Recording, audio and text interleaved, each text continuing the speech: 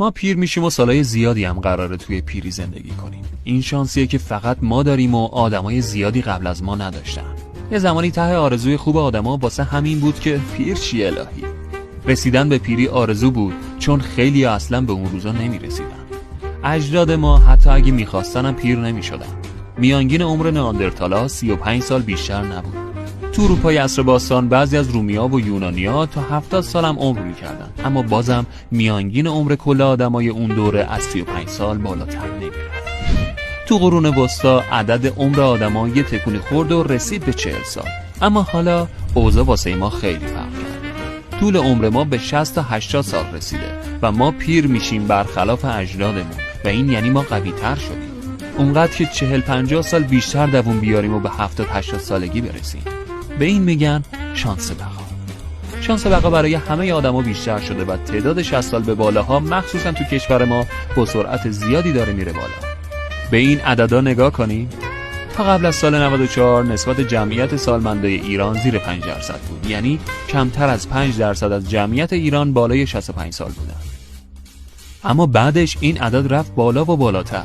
برآوردن نشون میده حدود 30 سال دیگه تعداد سالمندای ایران 4 برابر میشه و به ازای هر 3 نفر 1 نفر سالمند وجود داره. این یعنی یه تغییر و اتفاق اجتماعی مهمی تو راهه.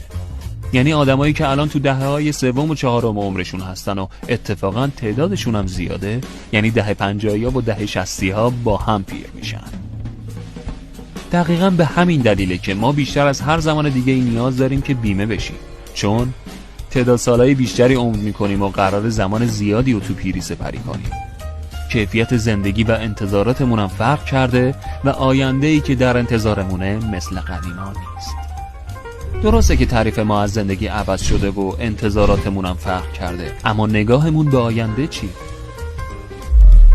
48% سالمندای فعلی تو ایران هنوز تحت پوشش هیچ صندوق بیمه‌ای نیستن و 94% اونایی که بیمه شدن هم فقط بیمه تامین اجتماعی دارن و از بیمه‌هایی مثل بیمه عمر و تکمیلی که کیفیت و امنیت زندگیشون رو بالا میبره استفاده نمی‌کنن. 30 سال دیگه خیلی از ماها شبیه امروزمون نیستیم. ما جمعیت بزرگی خواهیم بود از پیرمردا و پیرزنا. با این شرایط حتما سبک زندگیمون هم فرق میکنه، اما تو اون روزا فقط شیوه زندگی سالم ما رو نجات نمیده. ما اگه بخوایم میتونیم مفهوم پیر شدن رو تغییر بدیم و سبک زندگی تازه‌ای بسازیم. یه راهش سرمایه گذاری تو بیمه است.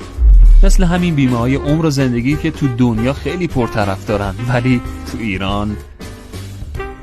ایرانیا خیلی به آینده فکر میکنن.